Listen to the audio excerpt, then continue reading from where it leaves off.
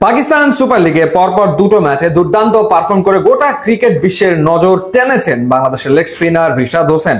কোয়েটা গ্ল্যাডিয়েটর্সের বিপক্ষে 31 রান দিয়ে 3 উইকেট নিয়ে লাহোর কালান্দার্সকে ম্যাচ জেতাতে ভূমিকা রেখেছেন এবং তার পরের ম্যাচে আরো দুর্দান্ত পারফর্ম করেছেন করাচি কিংসের বিপক্ষে। 4 ওভার বল করে 26 রান দিয়ে সেই ম্যাচেও তিনি 3 উইকেট নিয়েছেন, যার মানে দাঁড়ায় যে 2 ম্যাচ খেলে 6 উইকেট নিয়ে ফেলেছেন রিশাদ হোসেন। পাকিস্তান সুপার লিগে বাংলাদেশি বোলারদের ভেতরে বেস্ট পারফর্মার হতে রিশাদের আর প্রয়োজন 3টা মাত্র উইকেট।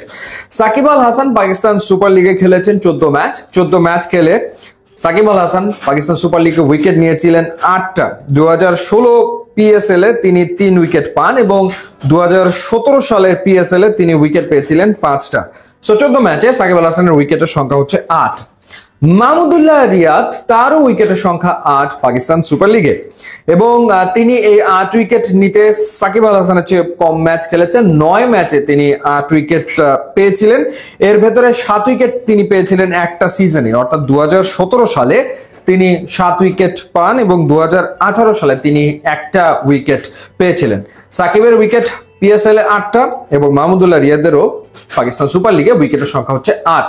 বাংলাদেশের কাটার মাস্টার মুস্তাফিজুর রহমানও কিন্তু পাকিস্তান সুপার লিগে খেলেছেন এবং মুস্তাফিজুর রহমান পিএসএল এ ম্যাচ খেলেছেন 5টা এবং সেই 5 ম্যাচে তার উইকেটের সংখ্যা হচ্ছে 4। 2018 সালে পাকিস্তান সুপার লিগে নাম লিখিয়েছিলেন মুস্তাফিজ এবং সেই সিজনেই তিনি 5 ম্যাচে 4 উইকেট নিয়েছিলেন।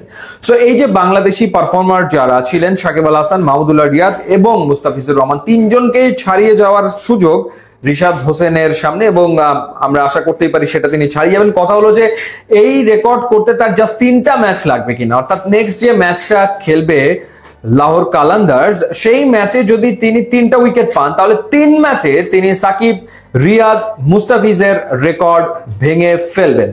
যে ফর্মে তিনি রয়েছেন সবাই আসলে সেই প্রত্যাশা করতেই পারে। এখন দেখা যাক, সেই জন্য আসলে আমাদের ওয়েট করতে হবে, অপেক্ষা করতে হবে 22 এপ্রিল পর্যন্ত। 22 এপ্রিলে নেক্সট ম্যাচে মাঠে নামবে লাহোর কালান্দার্স এবং 22 তারিখে লাহোর কালান্দার্স মুখোমুখি হবে মুলতান সুলতানসের বিপক্ষে। তো সেই ম্যাচে 3 উইকেট পেয়ে গেলে দারুণ এক রেকর্ড করবেন রিশাদ হোসেন।